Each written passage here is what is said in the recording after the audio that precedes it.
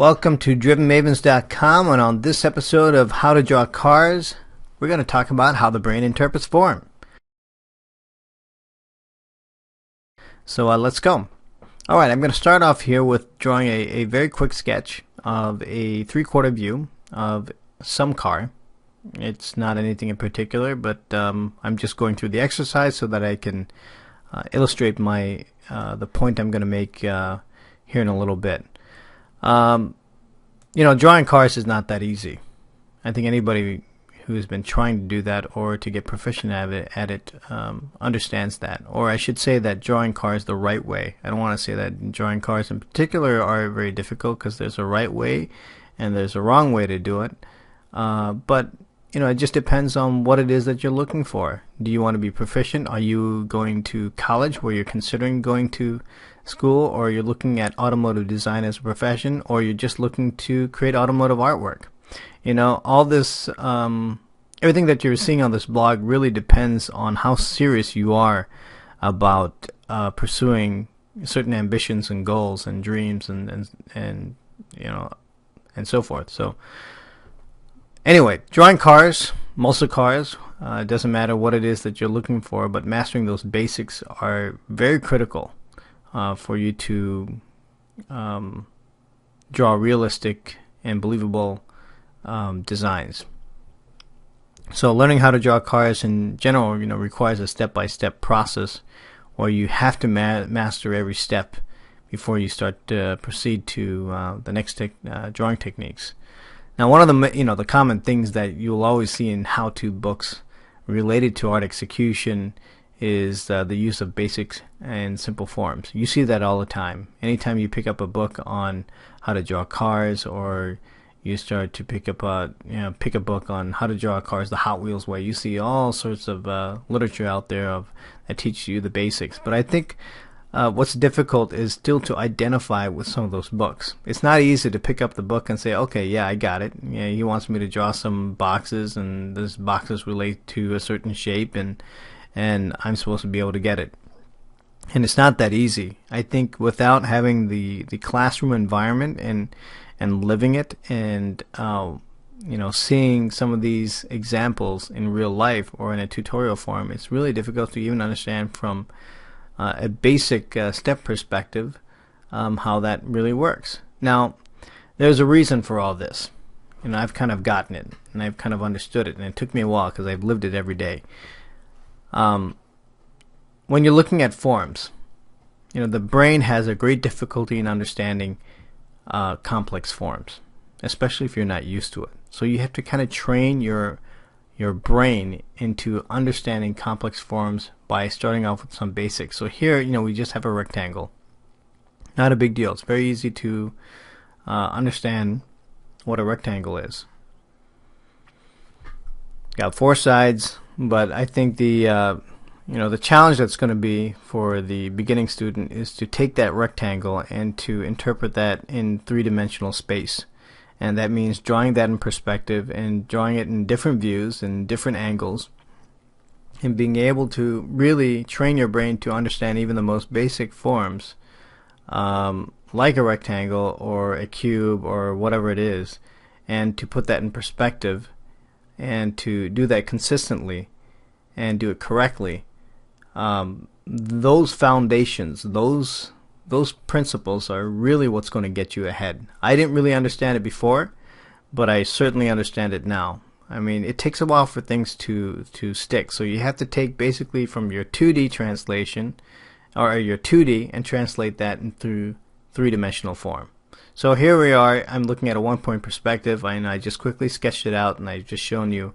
You take that rectangle and you're putting that into space. Okay?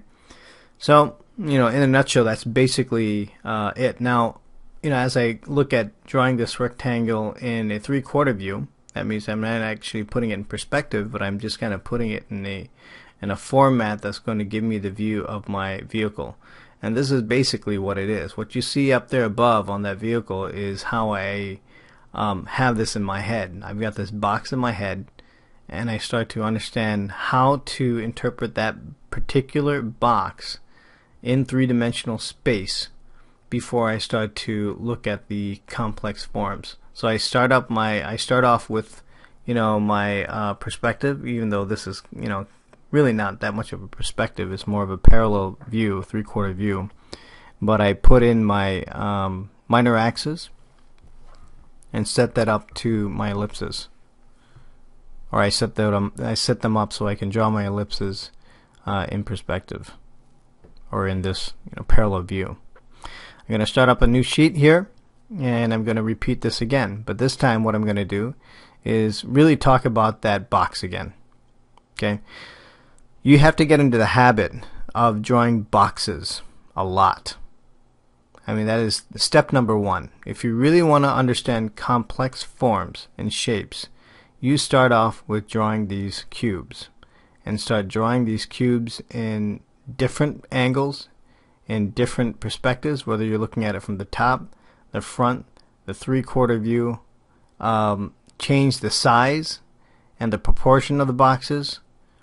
And as you do that, you can even start to play around as you work with your perspective. You can start to play around with which box is going to be in the foreground, which box is going to be in the background.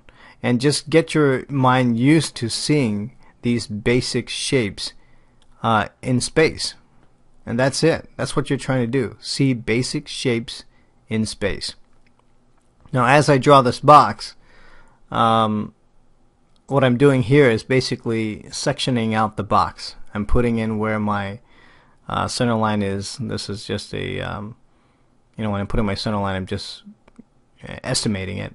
And one of the things that you want to do as you start designing or you start to interpret form is that you can take some of these boxes, and then you can just start drawing different shapes on those boxes, and understand, for the side facing that I have here, you've got just a somewhat of a teardrop shape on one side, and I'm drawing basically the section. So if I imagine taking a knife and you cut that box in half, it is cutting through that section of that form, and I'm describing that form through that section, through that centerline section there. So that teardrop shape has this concavity to it. I'm showing that concavity. On the other side, it's a sort of a character line that you see on typical cars. And then when I get up to the top, you can start to cut away at the box. Now, cutting away at the box, here you can start to create something entirely different than what you started off with. And that's what's really nice about these simple forms, is that as your mind starts getting accustomed to seeing these basic shapes, you can start to go to the next level. You can start to experiment. You can start experimenting with, okay, well, what if I start to add a radius here? How do I actually draw these radius? How do I draw these radii? How do I interpret this radii? Where does it intersect? And don't be fooled. This is not as easy as some of the stuff looks. I mean, people think that drawing boxes is a piece of cake, and it's not. To draw the boxes well and to draw them freehand, it still takes training and practice. I am going to be talking about how to get that practice and how to get the sort of a draw-through method mentality when you're exercising line weight and trying to get very loose and sketchy when you start to draw. And that's basically what you're going to be learning when you start to go to these schools, especially if you're going to a specialized school. They're really training you how to draw. So for that first 3 years, or for that first year, you're going through a lot of vigorous training on just drawing exercises and doing basic forms. It's something that you don't get at some of the public universities, some of the private universities like CCS and Art Center. That's what they're teaching. You don't have to learn a lot of the other mathematics or sciences, because they are teaching you to focus on the basics. So here I'm just saying that you are subtracting shapes from a cube, and that's basically it. So it's a pretty good start. I hope this makes sense. Be sure to read the article that is in the on the post. And hopefully you've learned something out of this, and come back here for more. We will have more discussions on basic forms and shapes, and how to exercise your brain to start interpreting more complex shapes. Alright, hope you learned something here today, and we'll see you here next time on drivenmavens.com.